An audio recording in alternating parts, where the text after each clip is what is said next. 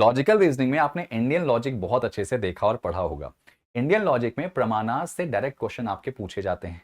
प्रमाणास के अंदर जो टॉप 2 प्रमाणास माने जाते हैं, जो हर एक स्कूल ऑफ थॉट्स में लगभग देखे जाते हैं, वो कौन कौन से होते हैं दोस्तों? एक प्रत्यक्ष और एक अनुमाना। आज की वीडियो में मैं बताऊंगा कि प्रत्यक्ष प्रमाणा कैसे पहचानेंगे, या प्रत्यक्ष प्रमाणा होता क्या है, या अनुमाना क्या होता है।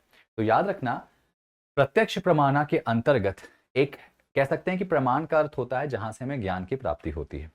तो जो भी चीज जिससे हमें ज्ञान प्राप्त होता है, उनमें सबसे पहला स्थान आता है प्रत्यक्ष का। यानी किसी चीज को हम देख के, किसी चीज को टच करके, अपने सेंसेस के थ्रू अगर हम ज्ञान की प्राप्ति करते हैं तो वो कहलाता है प्रत्यक्ष प्रमाणा। और इसको सभी स्कूल मानते हैं, क्योंकि उनको लगता है कि जो चीज हमें दिख रही, जिसको हम फील कर सकते हैं, वो सब कुछ वास्तविक में है और उससे हमें ज्ञान की प्राप्ति हो सकती है।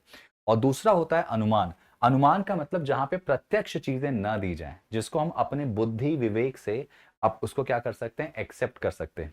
कोई भी ऐसी चीज, जैसे आपको साफ साफ बोला जाए कि पहाड़ी है, पहाड़ी पे आपको धुआं दिखाई दे रहा हो, आपको आग प्रत्यक्ष रूप से दिखाई नहीं दे रही, लेकिन आपने धुआं देखा और आपको वहां से पता चल गया कि भाई यहाँ पे आग जरूर होगी। तो आपने क्या किया, वहां पे प्रत्यक्ष प्रमाण नहीं मिला, लेकिन आपने प्रत्यक्ष प्रमाण की अनुपस्थिति में अपने दिमाग से, अपने बुद्धि से ज्ञान की प्राप्ति कर ली। तो ये कहलाता है अनुमाना। उम्मीद है प्रत्यक्ष और अनुमाना दोनों आपको समझ में आ गया होगा।